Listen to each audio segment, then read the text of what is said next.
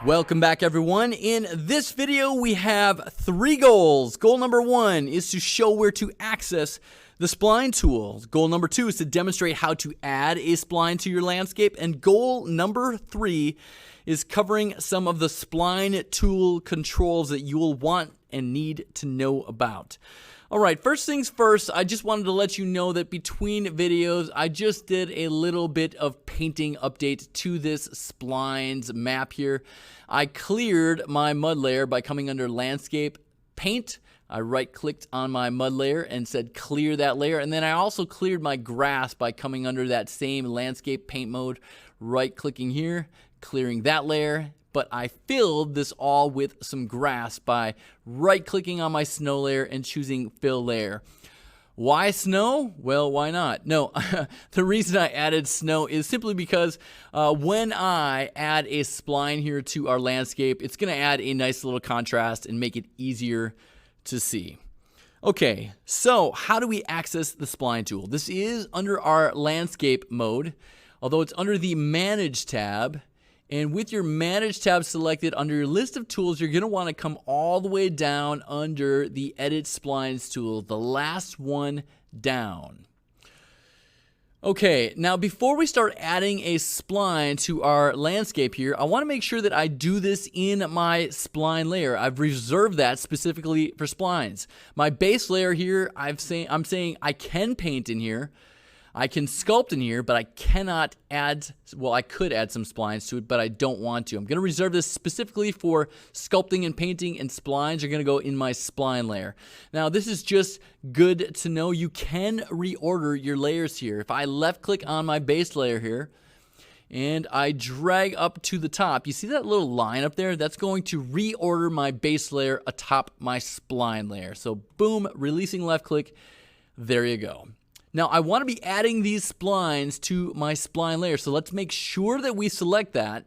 Now, adding a spline to your landscape is really simple. We simply hold down the Control key, and while holding down the Control key, we can left-click to add a spline control point. It's a little mountain icon down there. And by holding down Control, I can simply left-click again, and again, and again, and I'm just going to loop this around into a circle. Now, I've got this spline control point selected right here. How can I add this or join this to another control point here? Well, with this guy selected, if I continue to hold down the Control key and left click on this control point, it'll join it just like so. Now, if I Control Z that, undo that, I could actually join this to any other control point out here. Let's say I wanted to join it to this point way up here. Simply hold down Control and left click, and I would join it like that, and you would get this funky shape. Don't really want that, so I'm going to Control plus Z to undo it, and I will join it to this one by holding down Control and left clicking. Now, it's important to note here that we are not adding anything of substance to our landscape yet. In fact, if I was to hit the G key, G as in game, and turn off all those icons, you can see that I truly don't have anything added to my landscape yet. I'm going to tap the G key again. This is my spline, but I don't have any meshes assigned to it. Not yet. That'll come in future videos. So currently what I've got here is a spline that's comprised of control points and segments, and you can see these little mountain icons are what is known as control points. And over with this selected, over in the details panel, you can see a little label here called control points. These spaces in between these mountain icons are what is known as segments. So you've got control points and segments that make up a spline. Okay, so you saw how I added spline points, spline control points, and you saw how I joined them. Is there a way to join multiple control points to a single control point? Well, yes, there is. So what I'm going to do here is I'm going to click off of my spline here, simply left click right in the middle here. And I'm going to add a brand new spline control point right in the middle by holding down Control and left clicking. There is a mountain icon right there.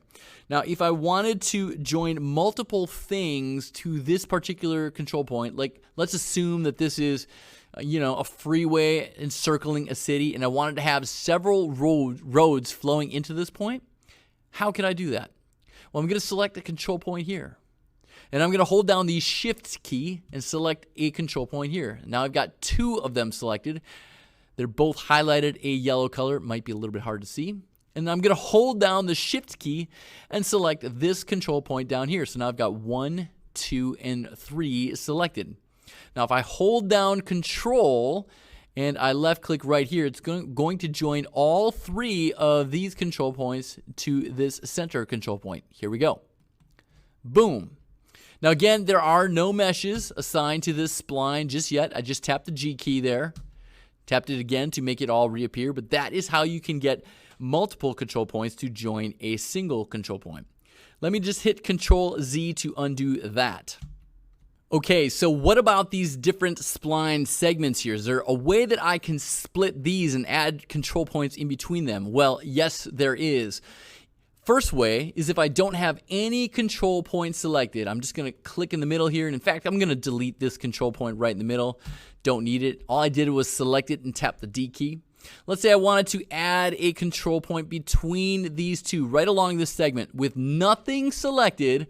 If I hold down the Control key and left click, boom, I just added one. And so now if I select this, you can see I've got my little movement widget there. You can see how it is attached to these 2 other control points.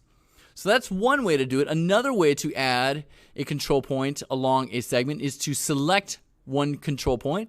And if I hold down the Alt key, left click on an arrow here and drag, I can add another control point like so.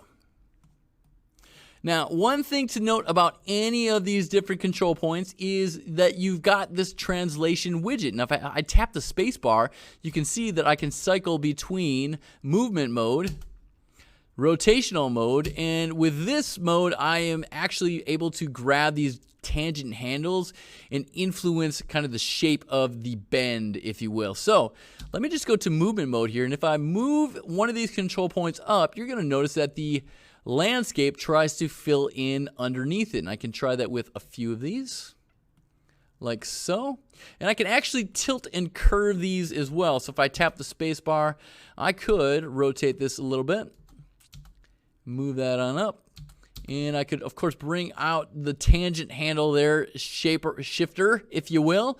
And you can see how I move an end of my tangent handle here in and out, how that can influence the shape of my track. Now, in future videos, we could explore how this, having the landscape fill in under our spline here automatically, how we can make that not happen. But for now, it automatically happens, and that is fine. All right, so I believe we have covered everything I wanted to cover in this video. In fact, we have. So that is going to do it all for this video. In our next video, we're going to be exploring spline control points that are these little mountain icons a little bit further. We'll see you there.